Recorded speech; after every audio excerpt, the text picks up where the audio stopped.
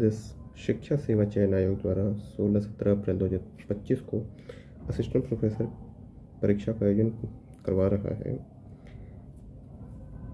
आज हम इस वीडियो में असिस्टेंट प्रोफेसर के एग्ज़ाम में जो 30 नंबर का जीएस आता है उसके प्रीवियस ईयर के पेपर जो है हम इसमें देखेंगे। इस वीडियो में करीब 2014 से लेकर 2021 तक के जितने भी एग्ज़ाम हुए हैं उच्चतर सेवा शिक्षा आयोग के द्वारा करवाया गया है उसके पेपर होंगे। साथ ही इसमें जीडीसी लोक सेवा आयोग द्वारा जो महाविद्यालयों में असिस्टेंट प्रोफेसर के लिए जो वैकेंसी निकाली जाती है उसके भी पेपर इसमें इंक्लूडेड रहेंगे। तो ये जो पेपर है हमारा असिस्टेंट प्रोफेसर का, इसमें जो जीएस का पार्ट है इसके 6 महत्वपूर्ण पार्ट हैं। पहला जो है शिक्षण एवं शोध अभिवृद्धि, दूसरा सूचना एवं संचार प्रौद्योगिकी, तीसरा मानव एवं पर्यावरण, चौथा इतिहास एवं भूगोल, पांचवा भारतीय संविधान एवं अर्थव्यवस्था और छठा जो है समसामयिक मुद्दे या करंट अफेयर के। तो ये जो 6 पार्ट हैं जीएस के, इसके लगभग आप देखेंगे तो क्वेश्चन एक रेशियो में ही रहते हैं। तो चलिए हम इसके अंतर्गत पार्ट वाइज ही हम पेपर को देखेंगे। जैसे कि पहला जो हमारा पार्ट रहेगा वो शिक्षण एवं शोध अभिवृद्धि। इससे संबंधित जितने भी प्रश्न असिस्टेंट प्रोफेसर के एग्ज़ाम में आए हुए हैं या जीडीसी के एग्ज़ाम में आए हुए हैं उसको हम इसमें देखेंगे। अंतर्गत हम पहला देखते हैं शिक्षण एवं शोध अभिवृद्धि। इसका पहला प्रश्न है शैक्षिक दक्षता की मूल आवश्यकता है। विकल्प हैं शिक्षण कौशल में निपुणता, शिक्षण की विभिन्न तकनीकों के उपयोग में निपुणता, शिक्षण में संचार माध्यमों एवं तकनीकों के समुचित उपयोग में निपुणता, और चौथा है उपयुक्त सभी। तो इसका सही आंसर है उपयुक्त सभी।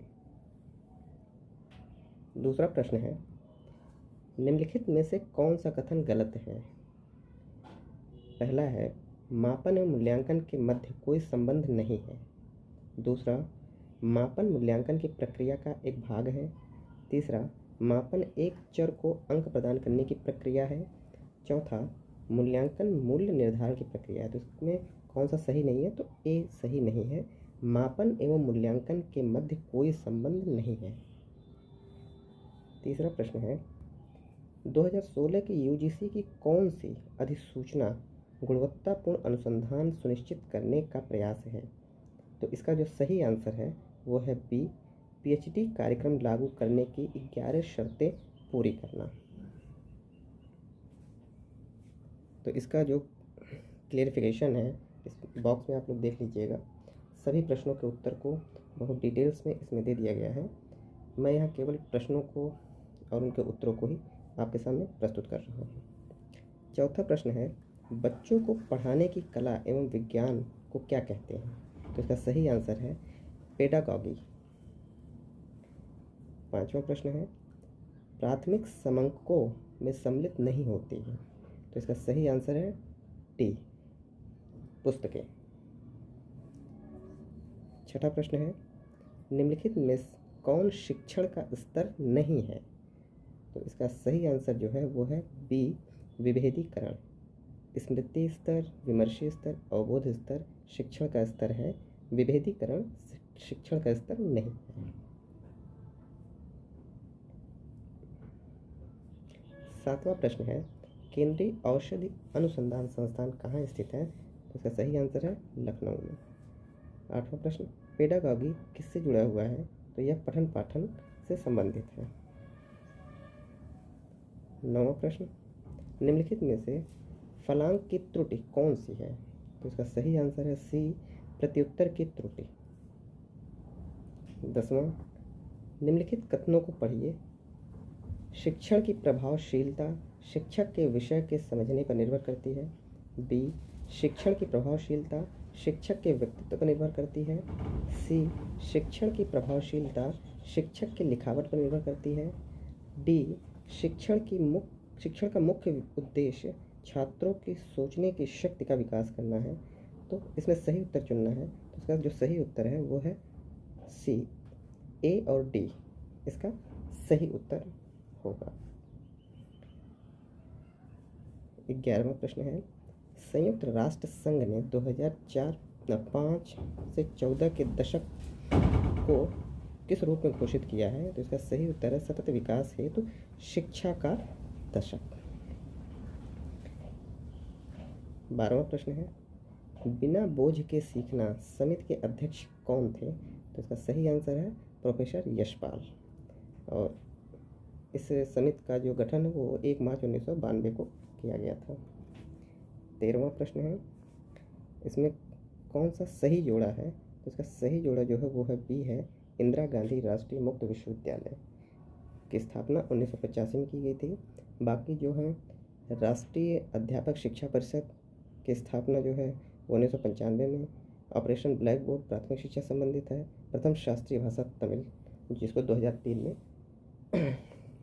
घोषित किया गया था।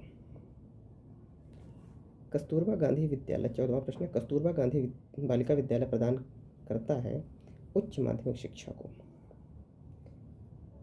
15वां प्रश्न है, विद्यालय मानचित्रण के संदर्भ में निम्नलिखित में से कौन सा कथन सही नहीं है?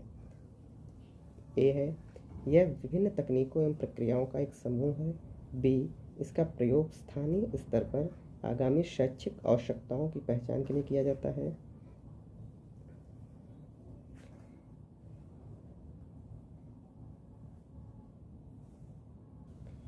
सी, इसका अर्थ सिर्फ एक बड़े मानचित्र पर वर्तमान विद्यालय का स्थान निरूपित करता है। डी, इसका लक्ष्य आगामी शैक्षिक आवश्यकताओं को पूरा करने के लिए उठाए जाने वाले कदम की योजना बनाता है। इसका सही आंसर सी होगा, इसका अर्थ सिर्फ एक बड़े मानचित्र पर वर्तमान विद्यालय का स्थान निरूपित करना है। 16वां प्रश्न है, स्थानीय स्तर पर विद्यालय मानचित्र तैयार करने के लिए विभिन्न कार्यों का सही क्रम कौन सा है?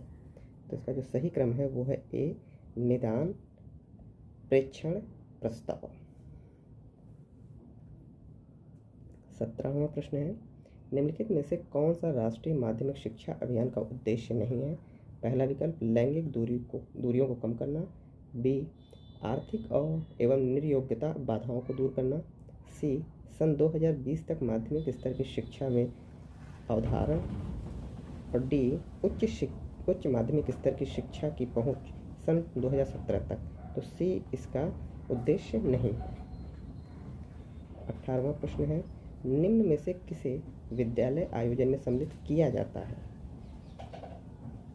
पहला है स्थानिक एवं अनुदेशनात्मक सुविधाएं, जनांकी आयाम, स्थानिक एवं जनांकी आयाम, मानदंड, स्थानिक एवं जनांकी आयाम। तो इसका सही आंसर है सी, स्थानिक एवं जनांकी आयाम। 19वां प्रश्न है, निम्नलिखित में से कौन सा कथन विद्यालय प्रबंधन समिति के बारे में सत्य नहीं है? तो इसका जो सही आंसर है वो है डी,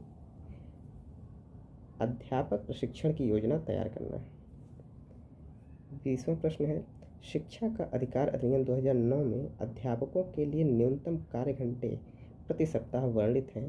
तो इसका सही आंसर है डी, 45 शिक्षण एवं तैयारी के घंटे। 21वां प्रश्न है, शिक्षा का अधिकार अधिनियम 2009 के मान व मानकों के अनुसार प्राथमिक स्तर कक्षा 1 से 5 तक के 200 छात्रों में से के लिए शिक्षक की संख्या होगी तो होगी 6। 22वां प्रश्न है, शिक्षा का अधिकार अधिनियम 2009 की धारा 19(1) के तहत राज्य की घोषित शैक्षिक प्राधिकारिक संस्था है, वो है SIRT।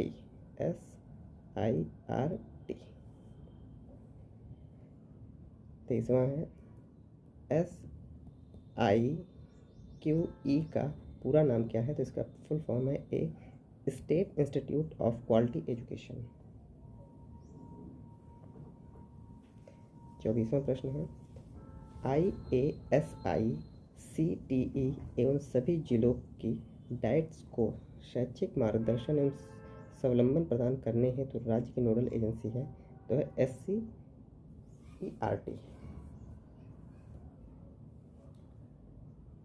25वां प्रश्न है, सतत शिक्षा एवं साक्षरता विभाग के तहत साक्षर भारत कार्यक्रम निम्न में से कौन से आयाम और शामिल किए गए हैं? तो इसका जो सही आंसर इसमें मेंशन नहीं है, तो इसको आप लोग जो क्लेरिफिकेशन है इसको देख लीजिएगा। 26वां प्रश्न है, यशपाल समिति रिपोर्ट का विषय क्या रहा? तो इसका था बी, बिना बोझ के सीखना। समीपस्थ विकास के सिद्धांत को किसके द्वारा प्रतिपादित किया गया? तो इसका सही आंसर है सी, वाइगोत्स्की द्वारा। 28वां प्रश्न है, सार्थक शाब्दिक अधिगम के सिद्धांत का प्रतिपादन किसने किया? तो इसका सही आंसर है डी, डेविड आसुबेल के द्वारा। 29वां प्रश्न है, विमर्शी स्तर के शिक्षण का क्या उद्देश्य है? तो इसका सही आंसर है बी, समस्याओं के समाधान के लिए अधिगमकर्ताओं में सूझ विकसित करना। 30वां प्रश्न है, उस तकनीक का क्या नाम है जिसमें बिंबों का प्रयोग किया जाता है जो प्रायः शब्दों की अपेक्षा अधिक भाव व्यक्त करते हैं और विधिक प्रकार के साहचर्यों और सोच को जगाने में अधिक सटीक व शक्तिशाली होते हैं? तो इसे हम कहते हैं, इसका सही आंसर जो है बी, माइंड मैपिंग। 31वां प्रश्न है, शिक्षण के किस स्तर पर संबंधों पर दृष्टिपात को उद्देश्य के रूप में प्रोन्नत किया जाता है? तो इसका सही आंसर है बी, अवबोध स्तर। 32वां प्रश्न है, अधिगम के किस स्तर को समन्वयशी अवबोध भी कहा जाता है? उसका सही उत्तर है सी, विमर्शी चिंतन स्तर।